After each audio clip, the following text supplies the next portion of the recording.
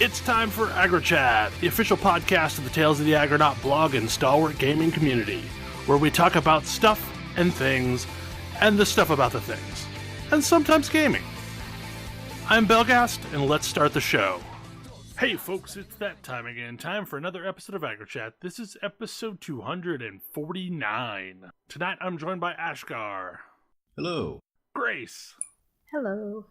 Kodra. Hi. Tam. Hello. And Thalen. Hello. So, 5 years? 5 years, yeah. Like, I grief. failed miserably. Because last week when we recorded, it was literally to the day, the 5th anniversary. So, yeah. We've been doing this for 5 years. 5 full years. Honestly, it kind of seems like it's been longer. You know, it kind of does.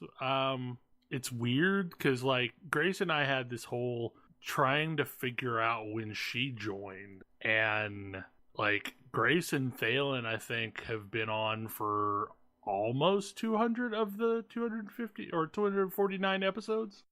Yes. I think I joined slightly after episode 50, so yeah. Because, like, for those first 50 episodes or so, like, things were kind of fluid, and then we galvanized into the 6 people that are part of it today. So, yeah, like, it's been interesting. It's been great. I definitely think the format that we do now is better for everyone's sanity, especially our listeners, so there's no more 3-hour epics. It's true. I forgot that we used to do that. Oh, Oof. we absolutely used to do that shit.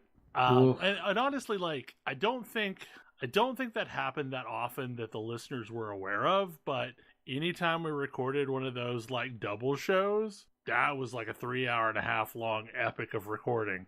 Oh, And you can always tell towards the end because we were just, like, so dead that not much conversation was actually happening. Yep. So, okay, the first topic is gonna be a little weird, but there's a thing that I've called the BlizzCon Spirit, which is no matter what I'm doing, shortly after BlizzCon, I end up playing World of Warcraft. It's just a thing. Like, some years it takes me longer to get in the spirit than others do, and it's kind of like the Christmas spirit, but it's a thing that absolutely happens. This year, surrounding Star Wars Celebration, I have gotten the Star Wars spirit, and as a result, I have been playing a lot of Star Wars The Old Republic this week. It's not May the 4th yet. It's not May the 4th yet, but, like, it's close enough. When I last played, I beat all of the Fallen Empire content, which was, like, the first of the single-player SWTOR content. And now I am working my way through Knights of the Eternal Throne, I think is what it's called. That sounds right. Which is the second batch of single-player only content.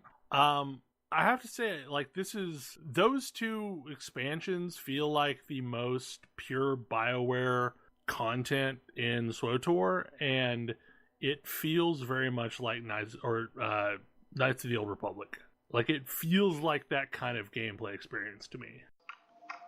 It's very sad that I burned out and bailed on SWTOR and never got far enough to try out the somewhat single player style stuff, and at this point I just can't be bothered to get myself caught back up to there. Yeah. I did the Knights of the Fallen Empire thing when that came out, and that was definitely me returning to the game after a long time, and I got real burned out on that game. They kind of lavish you with boosts these days. So, like, you can roll a character and just start Fallen Empire without having done any of the previous content. Now, there's a lot of things that don't necessarily feel as good, probably. So one of the last things that I did right before Fallen Empire came out, because they had, like, a crazy boost up, and I don't remember what it was, but it was like 12 times boost or something. Whoa. And you remember that because we were running up alts, right? Yeah, it was you can just do the story content to get through the game level of XP boost. Right. And, like, I leveled one of everything. So like I made it through the main story on every single character. And that was like a Christmas break. And then I kind of burn out, because obviously I had just done every single story quest in the game. And then at some point, it was around the time Force Awakens was released, I got hit by the Star Wars Spirit again and did Fallen Empire. And it was super fun. And now I'm really enjoying whatever this one's called, Eternal Throne. And there's apparently a bunch more after Eternal Throne that I've not done either. And they announced another expansion, like a legit expansion. So yeah, I don't know, like I am appreciative that SWTOR has this 60-day non-reoccurring subscription that you can go with, because honestly 60 days is probably basically a time card. But like it's through the subscription options, you can just go with the 60-day sub, and more than likely I will have worked it out of my system in that 60 days. Because like every time I've gone back, that's kind of been the case. But like I jokingly said to Grace this week that I've gone down a path that she can't follow. I mean, yes. I still have so many fond memories, but I just... And it doesn't even matter. Like, if they hand me a boost that says, here, you can do the new stuff, I actually don't want that, because I want to see all the stuff that I miss. But then by the time I get slightly into it, I've burned out and given up. So, Yeah. I will say the Revan stuff was super good. And I don't know where in the sequence that expansion happened, but like I really liked the Revan expansion.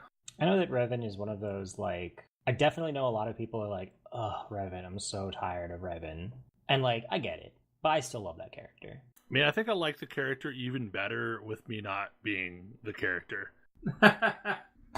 So it sounds like 2-decade-old spoilers. There's lots and lots and lots of single player. Is there much multiplayer? Like, how are the dungeons? I have no clue. Beat me. Who cares? There's a story mode difficulty now in the game that basically lets you solo any of the dungeons you want.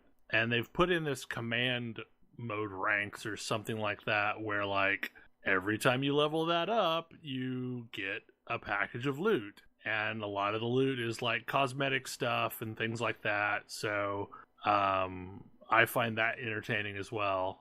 A lot of it's the mod gear pieces, but it'll like only be like a single slot piece. I think some of the stuff seems to be stuff that comes off of the loot boxes. Now, did they pare down the stories to be like less unique per class? Or the later stuff? Yes. Yeah, the later stuff, there's just the story of the expansion. Okay. Now, there are little nuggets that like happen if you're a specific class or if you're another class, and a lot of it's in the interaction. But what happens once you enter Fallen Empire is you end up with a mix of companions you had and companions that the other classes had. No. So for me, who played through all the stories, like, it feels good because these are all companions that I knew, even if they weren't my companions. So like the other day I was running around with Torian Kodra as a Jedi Knight. Like that's not a thing that would ever happen, but I like Torian Kodra. Yeah, I feel like I remember going back and seeing that, and at first I was like, oh, I liked my class specific companions. Like, I want to play with them. And then when I actually sat down with it, it was like, oh, they wove these in. They're woven in really, really well. Yeah, and they're just better written. Yeah, and it's not just companions that are woven in. It's a lot of characters that you met on the planets that now play a larger role. And like, there's a big overarching storyline that is faction neutral. So like Sith and Jedi characters basically all start at the same point because like this external force is the new enemy. Yeah, unlike WoW, they did the thing where they're like, well, let's find a middle ground.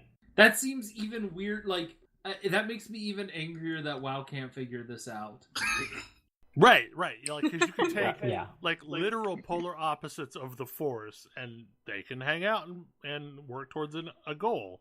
It turns out that they can make that work, and it works. And it actually feels good, and there's like really good story associated to getting them work together. Man, all I have in my head is angry Murloc noises right now. I don't blame you. But it's not Warcraft without the war. It's not, but it is Star Wars without the war? I mean, there's still war. It's just with a new bad person that is making everyone's day horrible. I mean, this sounds cool, but like, I actually find that is hard to buy into just because, like, they are such diametrically opposed forces. Although, I guess they're doing some, like, the light side Sith are interesting concepps. You want to talk more about the Knights of the Old Republic? Like, there are some issues with the dark side and the light side, maybe they aren't actually opposites. That's true. It's all the same force. That's the thing that I think is really cool about the what SWTOR has done with it. They're straight up vilifying some Republic people and some Sith people, but like, you realize they're not the entirety of that faction. Like, there's other people there. Like, it's the whole thing. Like, if you were raised into this, it would seem normal. But yeah, I mean, like, there's a lot of political stuff that goes on too that's really interesting, that I can't get into because spoilers, and I don't necessarily want to spoil this for anybody. But yeah, like, it's been really cool. And the thing that I dig the most about the single player style content is you can go do anything else you want, and then there's just a handy play button that puts you right back to where that quest left off. So, like, you can pop out and go to your stronghold, do some inventory maintenance, go do something else, and then, like, go right back to the story where you left off, and it'll just teleport you back into wherever you were in the story. I will say, though, like, my caveat with SWTOR is still, you pretty much just need to subscribe to it when you're playing it. I don't think it's going to be a great experience free to play. I mean, that's fine. I'm rarely unhappy about paying for things that I'm experiencing. Another thing that we missed from last week is we talked about, like, SWTOR trailer or Star Wars trailer and movie universe, but we totally missed that there is supposedly another game coming out from what's the name of the studio, Ash? EA. Well, not just EA. Well, it's, yeah. I don't remember the studio name. Yeah, it's Respawn, the folks that do Apex Legends and the Titanfall games. And it's not going to be a live service. There's no there's no loot boxes. It's a single player game. All those things that made you mad about our last Star Wars game, they won't be here. We promise. And this game is definitely very real. Clearly. I just really can't shake the feeling that this is EA realized, oh yeah, we've still got this license. Oh, Disney had Disney would LucasArts. like this license back. Yeah, like LucasArts even exists again within Disney. Maybe if we don't do something with it quick, they might take it back. Also, I think it might be too late for that one. I really think it is. I think this might be their last attempt to get a game out before they do lose it. Yeah, that thing. And that would make it a good reason not to do any sort of game as a service. I don't have I want to believe, but I don't. Yeah. Well, and all we've seen is a very carefully scripted trailer With no gameplay. with For no a game supposedly gameplay. coming out in November. That's supposedly coming out in November? Yep. Whoa. I mean, Yeah, all right. so This like, game totally exists. I've got this bridge, you guys. Are you interested in, So the only part of this that like makes me maybe have a little bit of hope is Respawn, for whatever reason, can seem to do whatever the hell they want inside of EA. Because like EA did not support Apex Legends at all. Like, that was not a thing they even wanted Respawn to do. I mean, And they just kind of did it in a vacuum, and it released, and it's now been successful. And maybe they've also been building this game in a vacuum, too? I have some unfortunate news if you haven't been up to date on that one. Oh, okay. No, I've not. I have no clue what's going on with Apex. Basically, new monetization went in and nobody likes it. Oh, okay. Whoops. I mean, it's not really my style of game, so, like, I've not even played it. But, like, people were really happy with it for a period of time. It's true. Had to go mess it up, though. It was very important to go mess it up. Yep. Yeah, that makes me really sad. Oh, yeah. I mean, this makes me wonder if it's EA finally putting their thumb in the pie. Mm. I mean, because Anthem's going so well for them. Yeah. Aww. They're, I guess we didn't mention that last week either. They're hiring a loot designer. Yeah. Rather, So- they have a job posting for a loot designer. In total fairness, like, my level of charity is not necessarily super high, but in total fairness, they probably have multiple loot designers that are Sure. overworked, that are, like, badly overworked. And so, yeah, they're hiring somebody. I don't think it's like I nobody guess knows if what they're doing hiring here. somebody, I guess they do not intend to shut it down this year, I guess? Probably? Yeah. Presumably. It's like that they're That hiring, they're aware of. that they're hiring / that there's a like a visible job posting is at least a thing. Yeah, but so far, like, the big content release is looking like it's going to be fairly anemic. It'll be a new Stronghold, and that's kind of it. I mean, admittedly, strongholds are the thing they need the most of, but yeah. Yeah, there's some folks that are frustrated that it's another Dominion Stronghold, since, like, we have 2 Scar Strongholds, a Dominion Stronghold, but no Outlaw Strongholds. So, like, there's no way to raise faction with that, or, like, get kills for the weekly by doing Strongholds for Outlaws. I was kind of wondering about that. Yeah. But anyway, like, Anthem is not doing great. More's the pity. I hope Fallen Order gives me a return to, like, the Jedi games that I liked from the 90s, even though Kyle Katarn was kind of a Mary Sue. What do you mean, kind of? I mean, I I'm still still like excited it. for this. I like Jedi Academy because you're not playing as him. I liked those games, though. Like, I thought they were great. They were fun. I liked Kyle Katarn for a while. I mean, those games were the first time I ever got to see Nar Shaddaa. Yeah. Like, if for no reason other than that, I love those games. Like, even though it's a horrible place, if I was going to live somewhere in the Star Wars universe, I would live in Nar Shaddaa. I'm not sure I would go that far. That sounds like a bad idea. I mean, that's where my main stronghold in SWTOR is Nar Shaddaa. It's a thing. But, like, I really hope this goes well. I don't know. Like, I still think that regardless, the license will get pulled from EA. They have kind of squandered it. They have canceled more games than they've actually made. I mean, other than Battlefront, what games have they made? Yeah. They made Battlefront twice. Yeah, Battlefront and Battlefront Remix. I mean, the only real reason to keep it there is if they're going to let BioWare make a freaking KOTOR game. I mean, apparently there's something Old Republic happening, so they might want a tie-in. I was gonna Kodra? say, yeah.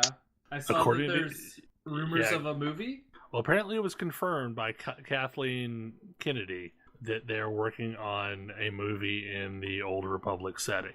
I mean, honestly, though, if I was Disney and I wanted a tie-in game for an Old Republic movie, I would, especially now that LucasArts already exists again, I would just try to see how many BioWare people I can get to come join LucasArts. That would be a much better idea, considering, like, none of the people that built KOTOR are, like, still there.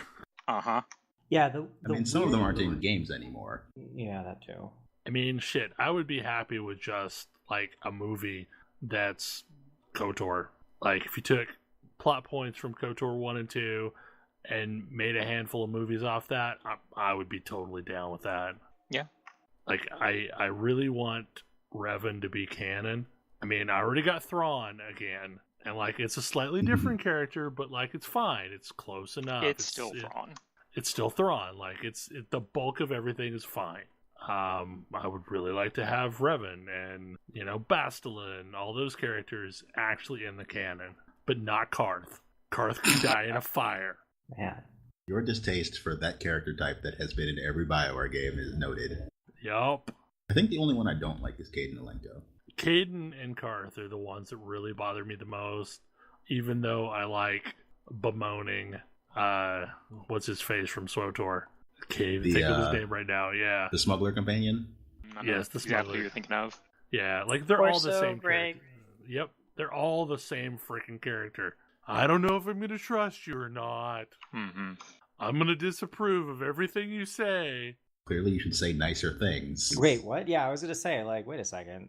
That one doesn't actually happen to me. Oh, yeah, it happens to me. I occasionally kill people. Well, maybe you should try not being less do evil. that. Look, some people deserve to die in the Star Wars universe. I've done a lot of nice things. My light level is maxed out. I can take the occasional death. I can do it. That's how that works. It is exactly how it works. There's a meter that tells me how good I am. It's like, all right, I can kill this many people before it starts to affect me. Even then, like, all I gotta do is run a mission a bunch of times that lets me choose, light side, and I can totally make up for it. This is how Bell's logic works. This is extremely... Bell's logic is horrifying. If I save this many hostages, I can murder this many people in cold blood. Yeah, totally. That's how it works. Video games have taught me. Sometimes it's deeply satisfying to go with that, red side choice on missions. I don't really disagree. Oh, yeah. Even if you are a otherwise light side character, sometimes it just has to be done. Yeah, but I don't disagree with that one. Sometimes some stuff has got to happen. But I don't then turn around and be like, man, why'd that guy be mad? Why was that guy mad at me for doing that? It's cool. I'll give him some perfumer shit. It'll be fine. What do you think this is? Dragon Age? That works in SWTOR too? I guess it's true. I'll just give him some great technology. That sounds cool, right? I just associate giving gifts to your companions to get their rep up with Dragon Age. I don't know what we're going to use Gree technology for. I mean, we're going to give it to my droid, so my droid likes me more. Yep.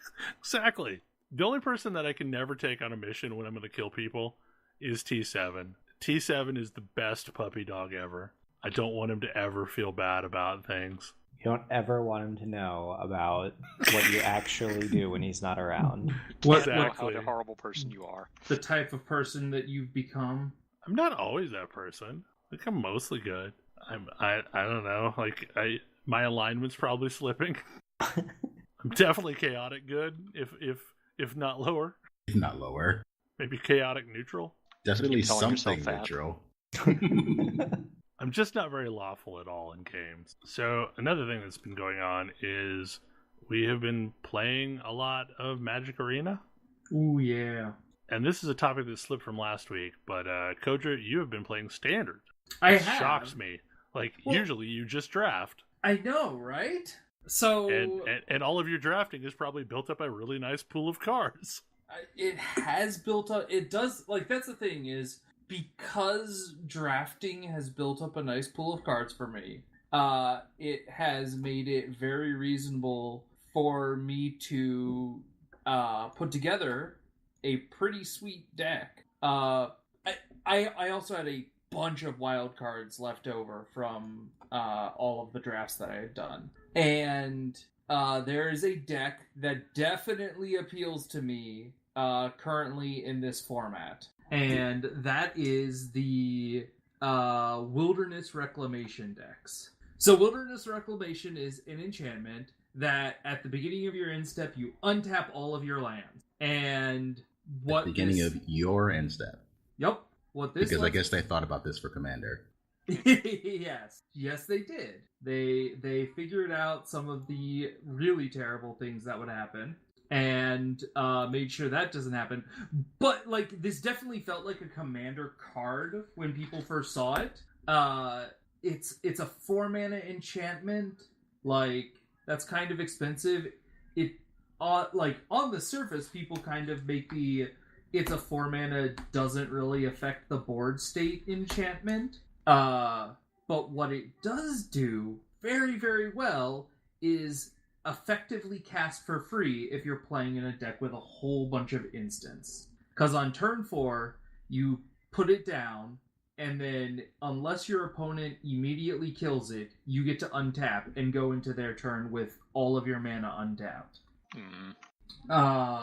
And then, so the rest of the deck is, there are some spells there's a lot of draw spells. So there's the cheap draw spell in Opt. There's the more expensive draw spell in Chemister's Insight, which sort of lets you cast itself twice. There's a draw spell that's also a ramp spell in Growth Spiral, where for a blue and a green, you draw a card, and then you can put a land into play. So that's my draw package. I've got, I think, 4 counter spells in here that are really useful against the control decks I'm playing.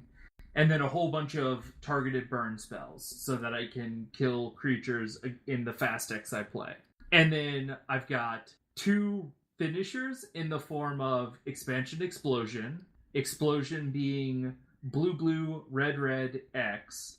Deal X damage to target creature, to any target, draw X cards. Or target player draws X cards. It's important that you can target the player to draw X cards, because otherwise you can very, very easily deck yourself. Because being an instant speed, if I have multiple copies of Wilderness Reclamation out, I wait until my end step, tap all of my mana, float that mana, have my first Wilderness Reclamation, untap all my lands, tap all of those lands for mana, untap with my other Wilderness Reclamation, tap all of those lands for mana, and then have just a massive fireball to kill somebody. But this is the first time I've ever actually played Standard.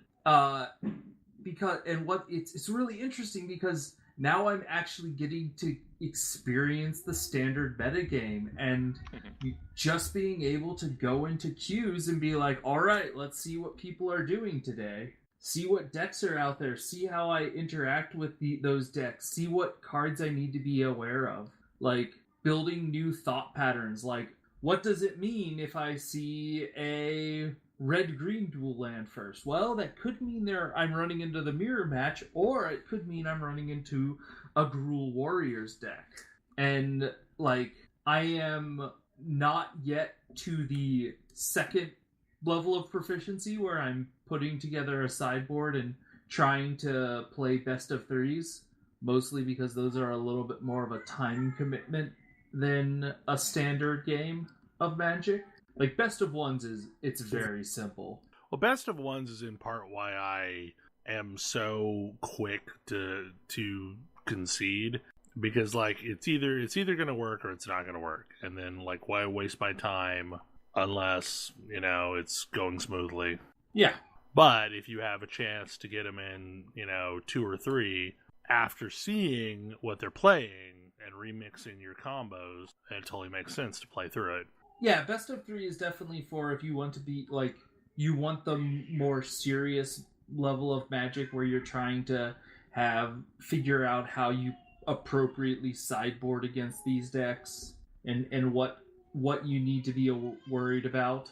I'm not at that level yet. I'm trying to see if my combo can go off and if I can manage to survive against their onslaught. But it's funny because this is very similar to a deck I ran back in high school, which was basically just a Mana Flare Palinkron combo deck. I'm having a whole lot of fun, and the ability to quickly get in and out of games is really attractive to the way best of 1 queues and standards work. Like, I can sit down and play a game in like 10 minutes or less and really, really grind it out and really get a broad spectrum view of what people are playing. Yeah, I tend to play like mono green or my weird mono black burn deck, since like those are things that I like playing.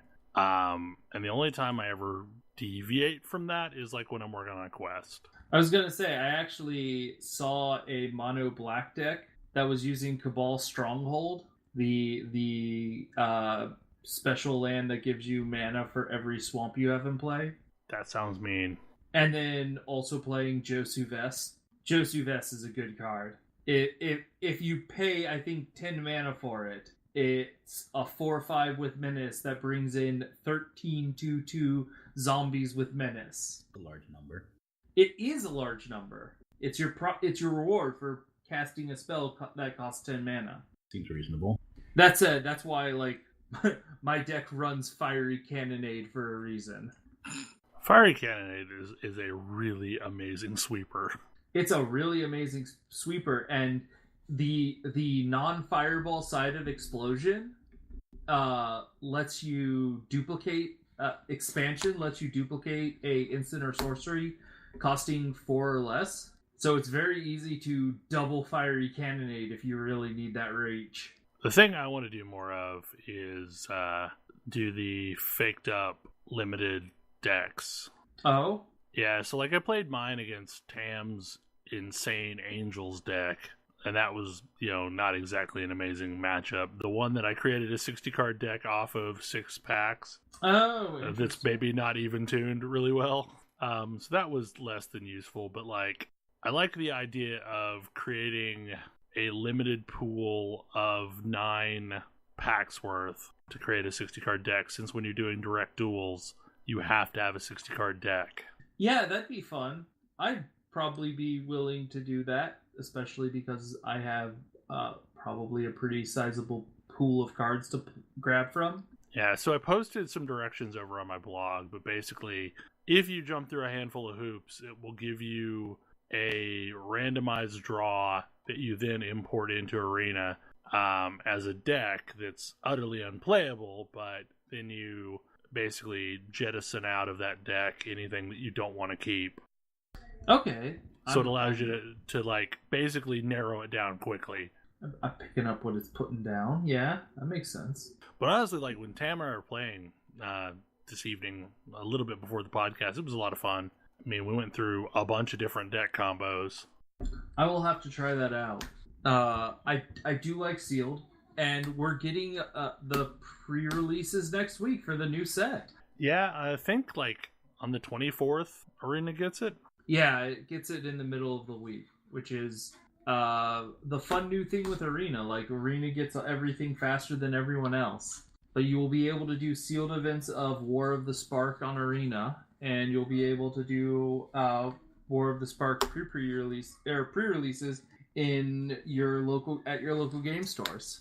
I went ahead and did the pre-order thing because I've got like a limited time offer going on right now, and it's 50 packs of War of the Spark, a card sleeve, and the special Lily, and a couple other things, I think, for $50. So like I went ahead and ponied that up so that I'll be able to open all that on the 24th. Are you ready for some bad Planeswalkers? God, the number of weird edge case Planeswalkers is amazing. They're like enchantments with people on them. Right. That's it. It's creature enchantment. Do you want to do this thing 3 times in a row and then watch it fizzle out? Sure. Let's do that. Like, they're really just limited use enchantments. Although, like, I think there's going to be decks built around taking some of those bad ideas Planeswalkers and generating loyalty counters on them. The parade is definitely a major mechanic in the set. Yeah. And I have already theorized a commander deck using Atraxa. The only thing that I don't like is that they've turned a couple of the Planeswalkers that I actually do like into these uncommon Planeswalkers. Oh, which one? Oh, God, I'm trying to think of who it is. Because some of them are still very good. Arlen Cord ended up at uncommon, and I don't care because that's still a good Planeswalker. Yeah, Arlen Cord is like one of my favorite Planeswalkers, and yeah.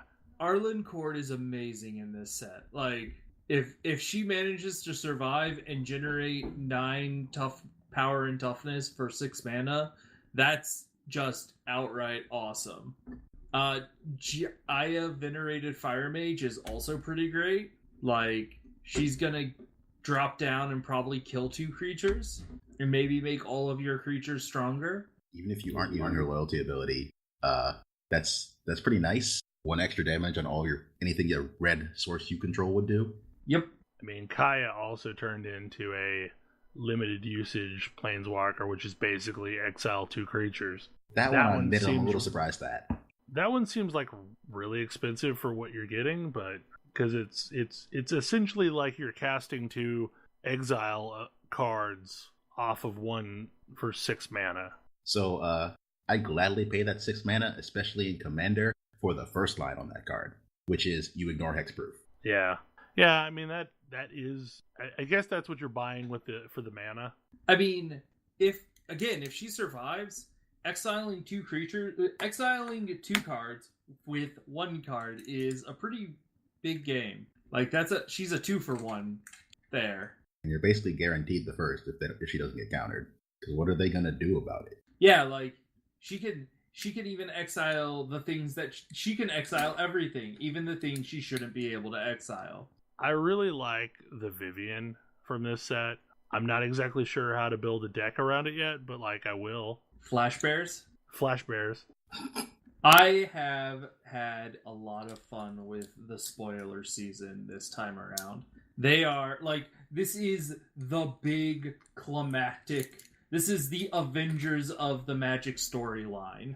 And it's felt like that as we have gotten like drips and drabs of the story coming out. So Magic's in a really interesting place right now, and I think they are doing really well sales-wise and popularity-wise. And the reason why I say this is I live in the land of not a ton of really good Magic stores to play at, so a lot of Magic is purchased at Walmart and Target.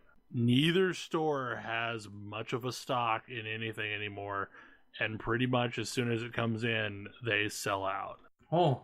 And that's been like across the board at every Target and Walmart I have visited over the last several months. I mean, it's possible it might just be you have a couple of Mr. Suitcases in your area, but realistically...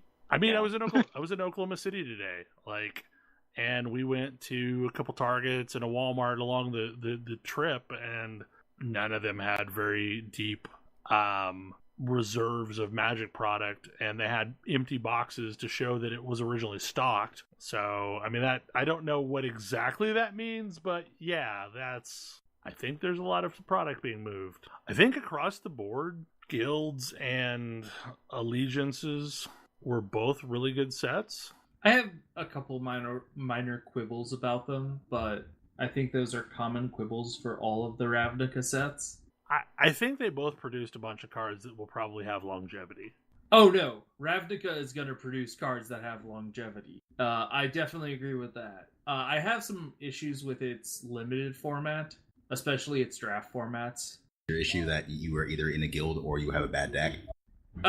Well, your issue is that there are only 5 guilds represented. So yeah, it is, you're either in a guild or you have a bad... It means that there are 5 color combinations that are locked off from you. And it also means that it's like, it's harder to be flexible in drafts. Never mind. I mean, allegiances so far I've disliked drafting it.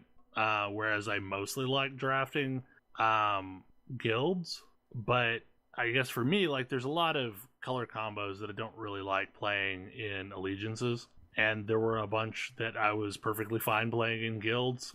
So you don't like, I guess you don't like Simic, so that's really. Half of the green. It's not really my jam, and I mean, Do you not like Rakdos? Do you not like Gruul? I like Gruul. Like, basically, Gruul is my jam, and if I can't draft Gruul, it feels real weird if I'm doing limited allegiances. Are you not a Rakdos person? I'm not really a Rakdos person. Like, it's fine. It's just it's not like for a long time I've not really been a core red player. I have to like pull strongly onto the other side of the guilds thing because it's literally the only way I can put together sensible decks. Oh hey, all the art matches, awesome. Like that's how I build decks. Like I've liked the identity Orzhov is so before. important. I've liked Orzhov before, but I don't think Orzhov is as strong in this block as it maybe has in the past. I guess my thing is, Well, that is why people like the Ravnica sets in general. And I would call that an overall good thing. It makes draft difficult. I guess that's fair. Draft. The learning curve for draft is so high that anything that reduces it seems like it would be good. Well, the biggest problem is you oftentimes run into situations where, like, I don't have enough of anyone to really make a guild deck. Like, I was not presented with the cards I actually needed, and man, I don't know what I'm going to do. I mean, that's just a thing I don't like about the draft format, but... The only real reason why I do drafts and I do sealed events is it is a very efficient way of acquiring cards. Like, it is a way more efficient way of acquiring cards than actually picking up packs. I have found that I really enjoy sealed because the extremely limited nature of it means that I can learn things about deck building. Well, and you're not competing against someone else for your pool of cards. That too. Like here's your cards. Like, this is the totality of what you just drew. Figure out what's going to work. I finally got around to building my deck builders toolkit deck for the thing that we've been doing at work. And when all was said and done, the only thing that really made sense was a Gruul-ish deck. So, like, I'm mostly a Gruul deck. It's not actually a Gruul deck. It's mostly just a red-green smashy with some burn, but, like, that was what worked. So, yeah, like, I had a limited pool of cards. That was the only thing that really seemed to be viable. I would love it if it allowed you to do faux sealed events with your friends. Yeah. To where, like, yeah, you're not going to get any of the proceeds of this. Like, you're not going to get any cards. You're not going to get any prize support, but you can just do a draft with a couple of your friends for funsies. Since they've already got it basically built to where anything that you do player versus player isn't going to count for anything. But that would probably be considered giving away content that they can otherwise make money off. I hope that someday they actually figure out how the internet works and how friends lists work. and put in some modes that, like, actually allow you to do some of this stuff, paid or not, with your friends. Has Nintendo figured out how friends lists work yet? Sort of. Okay. Like, it works better with Switch, so maybe in another decade wait, or so. Wait a second. Wii U had a friends list that you didn't need a friend code for. Okay. Once upon a time they knew about it, and then they forgot.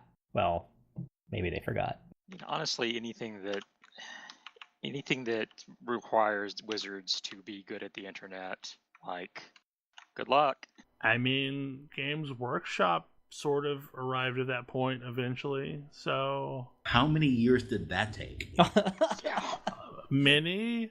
I mean, to be fair, Wizards is making small steps. Like, I think they actually have working online D&D, stuff, character creation. They contracted that, but they do have it now. Yeah.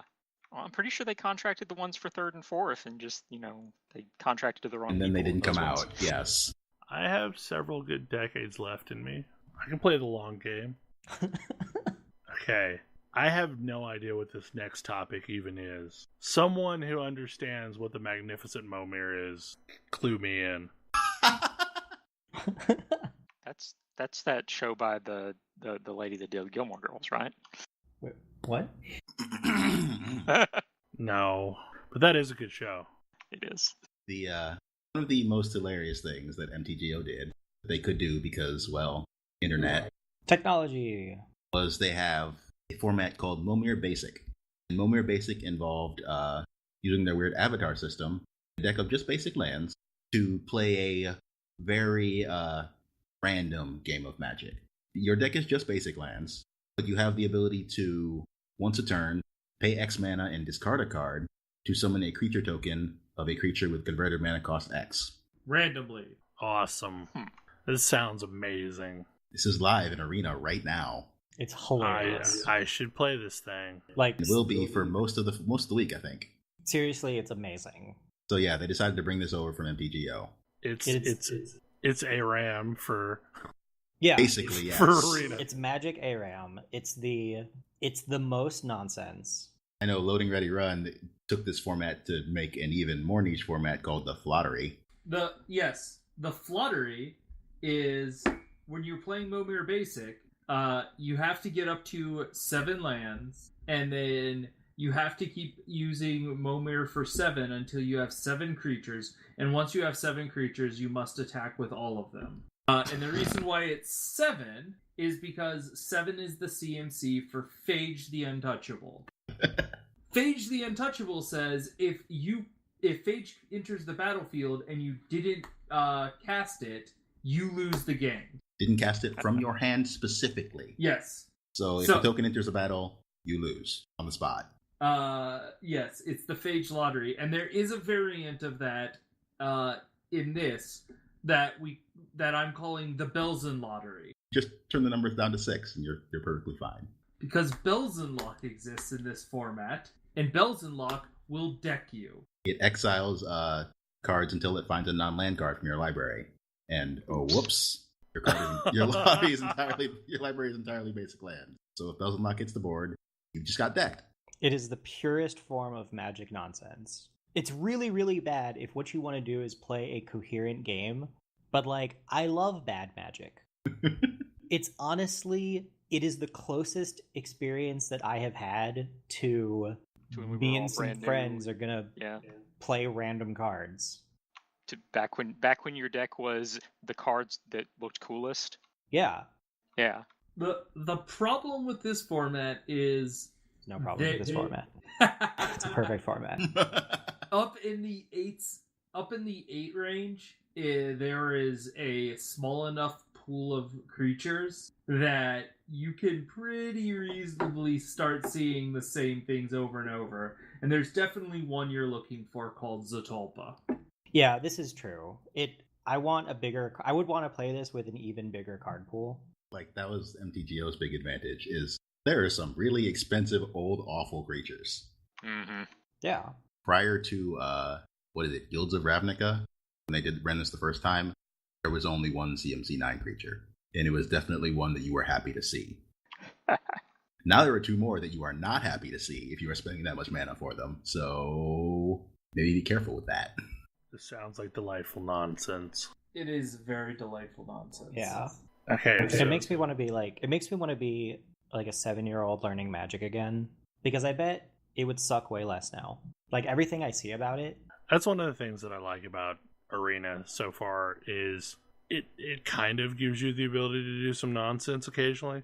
I do, however, feel like for Singleton and Pauper events, they have to ban Rat Colony and Persistent Petitioners. Although Persistent Petitioners is more funny. I actually don't know how bad I feel Rat Colony is. I haven't played it yet, so I should try that. It's not. Here's the problem: is basically when one of those events are going on, you basically either need to play Rat Colony or something designed to stop Rat Colony, and it just feels bad. It feels bad to constantly keep coming up against a player that's got Rat Colony, and it doesn't. It's not even prohibitive for that player, because since you can only have 4 copies of a card in Arena, that means you only need 4 Rat Colonies, and you can build an all Rat Colony deck, because they decided to take the quest text to trump the spirit of those modes. I mean, you can run those decks in Commander too. Yeah, I know. I'm not sure why you would, but you could. Yeah. I guess the Commander version is really the old Clerics one. What's that one called? Shadowborn Apostle. It really feels bad in Singleton, because if somebody actually built a deck in the spirit of Singleton, they're just going to get rolled by a Rat Colony. I mean, it's like you could resist it for a certain amount of time, but then it's just going to overwhelm you. So, Ash, next topic. Pagan Online. Pagan Online is one of those dungeon crawling loot games that looks superficially Diablo-like that just entered early access. I mean, I feel like it's fairly Diablo-like. It is fairly Diablo-like. Movement is not Diablo-like. It is WASD. Does not currently support controllers, but that's been asked for a bunch of times. And given how limited skill selection and movement is in this game, it wouldn't be that hard. So, once upon a time, I said that I would love to have a Diablo-style game that had MOBA-esque characters. And I told you that Darkspore existed. And it did. And now it's dead. But Pagan Online is also sort of that thing. It is also that thing. Like, I think their long-term monetization method is going to be constantly spawning more characters for you to play. It does have the issue where there are 3 starting heroes, and you can pick one of them, and it will be a while until you can unlock the others. So here's hoping you picked the right one that felt good to you. Because you can't change them, and you can't find that out. Hopefully you didn't pick the weak one, or the one Currently that's just they're all not actually your play good. style. Currently they're all strong, but yeah, I understand that feeling because I picked Hawkeye when I started Marvel Heroes. Hawkeye was good, I just didn't like him. Yeah. Man, I gotta say, like, I cannot speak highly enough of the way that Gazillion did the later new player experience where... Yes, the later one. Yeah, here's a bunch of characters. You can play them all for free to level 10. Yep. And then you can choose one to keep as your own and unlock all the rest of the way. Yeah. Well, and even after that, any character you can play to level 10 without buying it. So when a new character got added, you could try it out up to level 10 and decide, how interested you were in it. God, that was great. Marvel superheroes. Anyway, this game is... It was too good for this world. Something licenses. Anyway, this game's structure is very not Diablo-like, however. It is most reminiscent of, really, Warframe. Yeah. You have a lot of really short missions, mostly. It is making more of an attempt to tell a story than Warframe is most of the time. Is the story nonsense? It's a Diablo-like game. That's a valid answer. Got it. Just so you're aware. So why should I stop playing Grim Dawn and go try Pagan Online? Because it is definitely a unique experience in this arena. Fortunately, their early access price is also $30, but for a game that I think is intended to be free to play eventually. But it is definitely a different experience than trying to play like Grim Dawn or Titan Quest or really even Diablo 3 because of the mobile-like character design. It's definitely intriguing. Also, I know we've talked about in the past how Torchlight's character selection is not sufficiently covering player fantasies. Yeah, that's a problem. And this one of the heroes is a kid with a giant bear. So, yeah. I am mostly playing as the storm giant whatever thing that smashes stuff with a hammer and does lightning attacks. A big hammer, he's got lightning attacks. He does not have a dodge, which most of the other characters do. Which is kind of annoying, but like... He has a put your shields up button instead. Yeah. And that works. Well, and even instead of that, he's like pretty tanky out of the box. Like in one of the earlier experiences playing the game, I played the two-handed sword dude. Not Darius. Not Darius or not Tryndamere, whatever way you want to think of it. He's got an axe. Yeah. And it's fine. Like, it was enjoyable. I just like the smashy hammer lightning person better. I have no interest in playing the sex pot whip girl character, which is the most disappointing part of this game. Like, I do not think it's going to be subtle about the divide between male and female champions. Like, that is my biggest possible complaint I have so far. I do like the Huntress that they have in. If you haven't seen. Okay, so I've not seen the Huntress yet. Okay, you can see the ones that you don't have on the in the hero screen. The other female characters are an archer who is dual-wielding crossbows, and one that is described as a melee caster, who's wielding tambourines that have blades on them, I guess. They look like chakrams? Something like that. Doesn't look like he throws them, though. I mean, there's also, like, the necromancer looks like a female. I might be wrong on that. Admittedly, I have not been in recently, because the last time I was trying to get in, it kept punting me back out, so it was a weekend of having some stability issues. Yeah, things seem to be a little better now that they are quote-unquote launched. Look, they're launched. I mean, there's several games on the horizon that, depending what the final version of them is, could be really good. I feel like Pagan Online is definitely one of them. I also feel like Torchlight isn't beyond Salvation. I don't even care if it's bad. I'm still gonna play the heck out of Torchlight because I really loved the other two. Please, I mean, the gameplay. I just not want bad. that game to have a class I'm interested in, basically. Right. The gameplay's not bad. It's fine. It's just I am largely uninterested in the classes that it currently has in, which is like a little clanky robot and a shadow mage, a day-night thing. mage. Yeah. The railroad hammer person isn't quite in yet, so that may be a thing that like I will play because like I like big hammer characters. That looks like the weirdest class I think I've seen in any game like this ever. Yeah, because you're firing shadow railroad or train cars at people. You build a track and you have this train that shoots people that travels down your track or something. Yeah, something like that. So we'll see. I mean, there's a lot. Ultimately, the thing that it's missing is enough classes to have something to interest everyone. I have not played around with Last Epoch in a while, but supposedly they finally went on the right side of the decision of like whether or not having a separate click and a separate move and a separate attack button was a good idea. And now there's just move and attack. Also, I know that game added controller support. Yeah, it has controller support as well. But like previously there was click to move and then there was click to attack as two separate abilities. And like you couldn't move and attack at the same time. And it was real frustrating for anybody who had ever played Diablo or any of the other countless ARPGs like that. I also think Wolcen or Wolcen or however you want to say that also has potential. Yeah, that one actually seemed pretty neat, but the last time I was checking it out was not remotely finished. I've heard less than flattering things about that game recently, but I don't know if they just made a change that made people mad or if they made a change that actually made the game worse. Those are not exactly the same thing. Grim Dawn is amazing if only it had something to do with other people.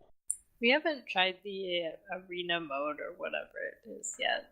So I've read up and I've watched some videos of people playing Crucible, and it's basically an endless spawn wave mode where like you're in this round arena, and just a little bit of gameplay I saw looked like it would be kind of repetitive. You're just running around in this arena until you can't anymore. So I guess it's not that different than rifts, other than the fact that like you're not actually traversing the rift, you're just running around the room grabbing the spawns whenever they spawn. Honestly, like it reminds me of kind of how Path of Fortune feels in Dragalia Lost, to where you're like in a little walled off area and stuff just kind of spawns and you go intercept it when it spawns. But still, I wish there was at least the level of multiplayer stuff that you could do in Diablo 3 in Grim Dawn. Like, that would be amazing. Yeah, because the game is gigantic and it's super fun. Like, the gameplay feels pretty good, but I don't know what to do with another person. Right, it just feels weird because, like, you're just loading into the other player's game, and admittedly, like, that's kind of how Diablo 2 worked. But, like, I've moved past that mentally at this point. I mean, there are the things Diablo has done in various directions. Adventure mode was an amazing step forward. Yes, but Grim Dawn does have those like extra difficult dungeon areas, and I could see like trying to do those with a friend would probably be less punishing. Yeah, well, and a lot of the punishingness of that area is like the fact that the ether damage is so high. And Grim Dawn is of the old school, and you need your resistances to be very high. So, I'm curious, if I'm getting into Grim Dawn, because it has controller support, right? Yes. Should I just get the base game? Is that For enough? now, yes. So here's the question. Do you want to play with other people? I mean, kind of? Okay, here's the key flaw of Grim Dawn. In order for two people to play together, they have to have all of the same expansion. Oh no.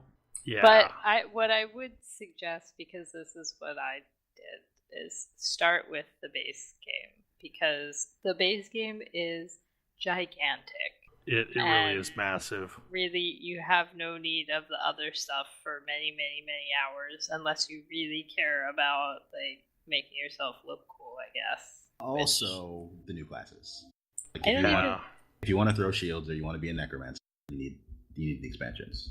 But you could be a pyromancer without them, and it's true, you can. That's all you need. I am shocking everything with lightning. Is everyone a also pyromancer? No. Pyromancer is the combination of Conjurer and Demolitionist. It is quite good, as long as you're okay with your game plan being lighting everything on fire. Okay. Fire pretty much solves all problems. Yep. Yeah, it's pretty great. I've gone down the shaman heavy path of basically like every time I swing my weapon, it like chain lightnings everything around me. Bell is playing what my first character was. It's really cool because like stuff just gets hit by lightning constantly. I ended up with a pet build because I like pets. It's probably suboptimal, but I can throw fire on the ground and then run away, and my pets will finish things off. Also, my pets are on fire. I was going to say, the Hellhound, right? Yeah. I mean, technically the other pet is on fire, but I think the Hellhound has an aura that does something too. I remember liking the Raven for the aura, the Hellhound for just setting everything on fire. Yes. It's a super good game, and honestly, like, it fluctuates in price drastically. A couple weeks back, I saw it for $4 for the base game. When I picked it up, it was for basically free with the Steam controller. Yeah, I remember that.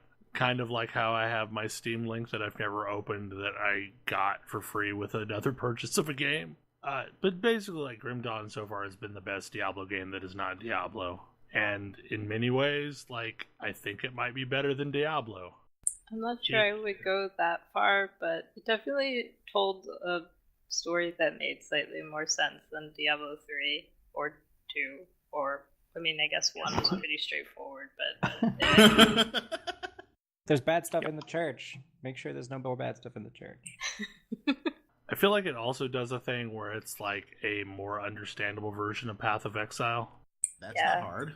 Just putting that out there, it's not hard. That is a low bar. I like the ideas behind Path of Exile. I feel like the devotion system is kind of a greatly simplified version of a lot of those ideas. I mean, I definitely will have a soft spot forever for the Torchlight games, but this one definitely had a more coherent story than Torchlight and the gigantic world. That Torchlight 2 at least had like randomized dungeon areas, which this game could kind of use. I'll say this game doesn't have randomized anything. Wow. I know I guess. I know I said this last week, but like one of the things that I find most impressive is you can literally start at the beginning town and walk your way across the entire world. There's no faking it out to where like, oh, I'm going to teleport to a new area. No, you can like literally walk your way from one end of the world to the other end of the world, which is just insane because it's a massive world. Well, do we have anything else that we want to talk about real quick? Because we've kind of gone to time-ish. I will take the silence as a no. Hopefully you enjoyed the show, and we will see you again next week. Good night. Good night. Good night. See you.